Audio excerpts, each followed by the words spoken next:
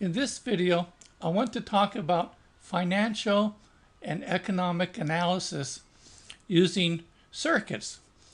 For example, how you could model what's in your savings account, how you could model your financial future, or even the future of the economy, or global warming, or just about anything. Just using perhaps a half a dozen electrical components.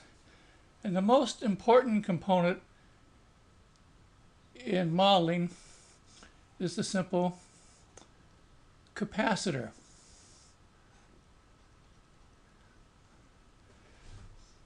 Now recall that a capacitor stores charge, and the capacitor stores coulombs. Coulomb is just a unit of charge, like dollars is a unit of money. And recall that there's a very simple equation for the charge that the capacitor stores. Q equals the capacitance in farads times the voltage. Now, if I make the value of my capacitor 1 farad, and always do that in my simulations, I end up with the charge is equal to 1 farad, or 1 times the voltage. So I can know how much charge is on this capacitor just by measuring the voltage at this terminal here. So think of this capacitor as like a tub.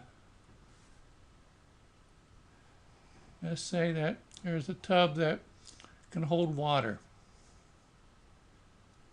And let's say that we'll use an analogy. For example, if I put in 1 gallon of water, we'll say that that is equivalent to 1 coulomb of charge.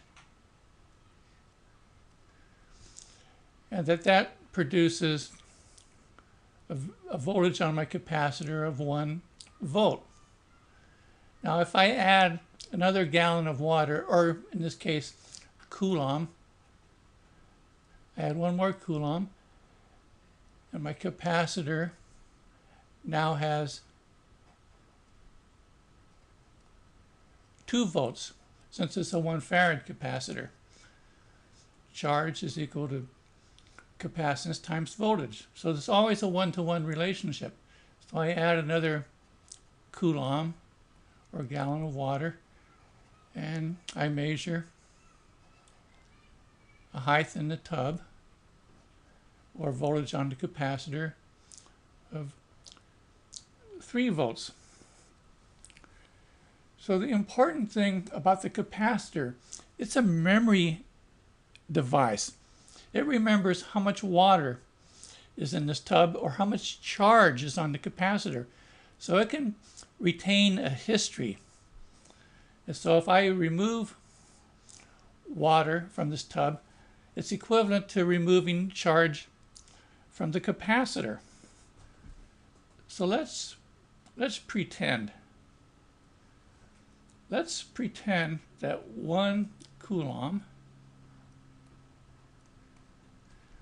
is equivalent to, say, $1,000.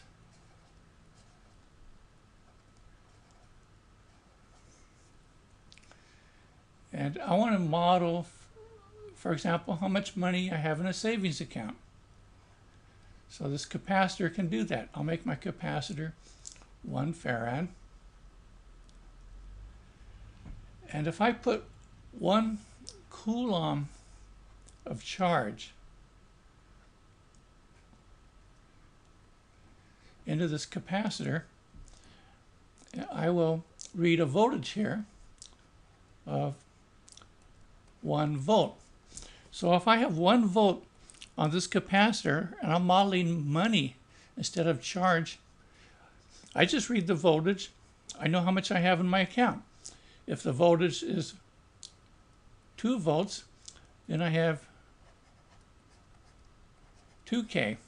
If the voltage is 10 volts, then my savings is $10,000 So you see how a capacitor, besides storing charge, if we pretend, it can store other things. So let's analyze that just a little bit.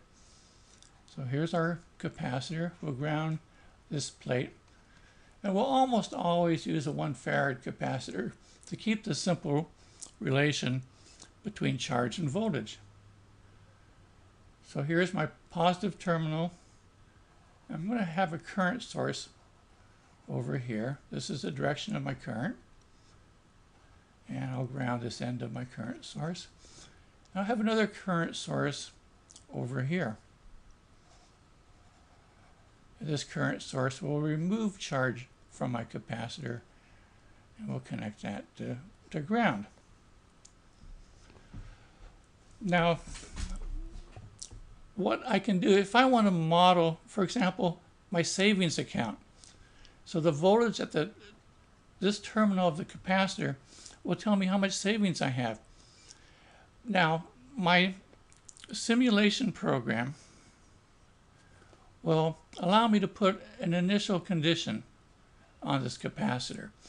So if I have initially $10,000 in my savings account, I could put 10 volts initial condition. And if I have no current in either current source, this capacitor is going to remember that $10,000 forever. Now I can cause a future event.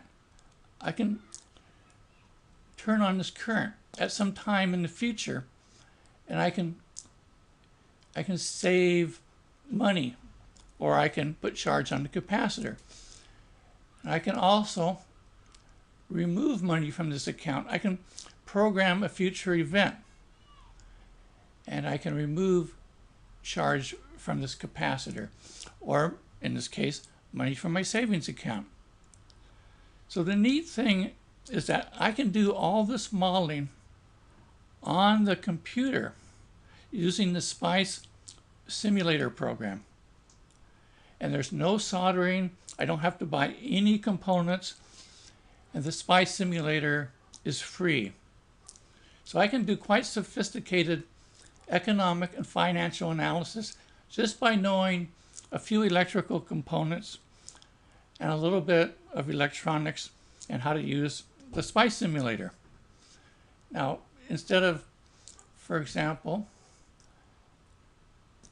instead of modeling money at this particular node, I could model the world population.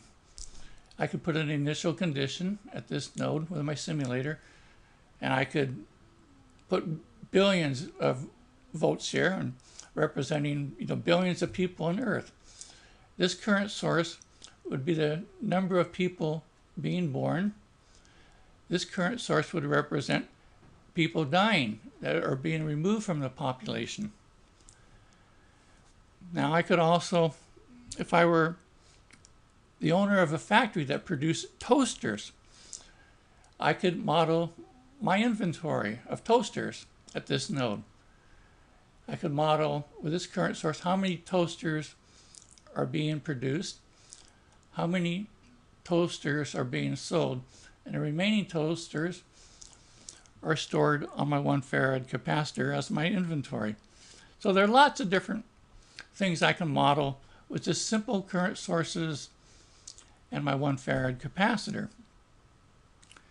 Now, when we do simulations, there's two different worlds. So let's talk about that. There's our world.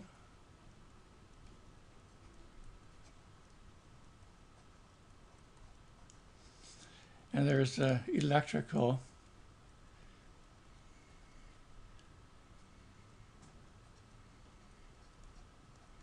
equivalent world.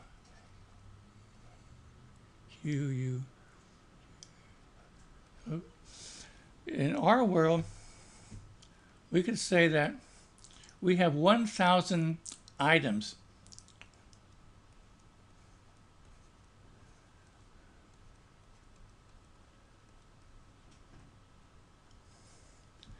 and that in the electrical world, the equivalent would be 1 coulomb of charge. Now, 1,000, I could have chosen 100 items or 1 item. It really doesn't matter. But 1,000 is a convenient number.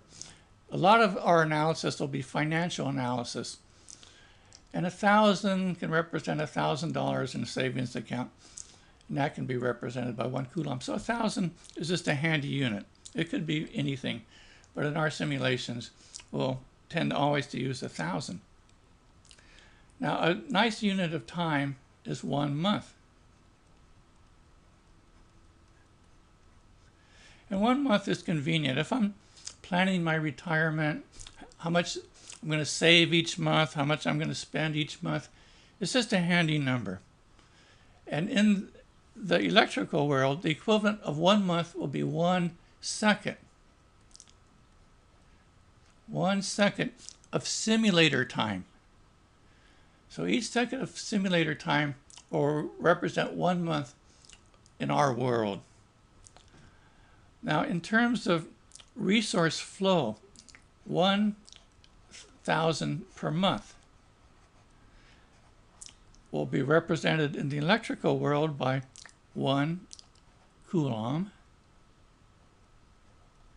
per second. Or that's also equal to 1 amp. 1 amp of charge flow. So the resource flow of 1K per month might represent my savings in my savings account, or how many toasters my factory will produce in 1 month. It can represent just about anything you can think of. And in future videos, we'll use these conditions. These are what I call standard conditions. So we'll use these standard conditions to solve different types of problems.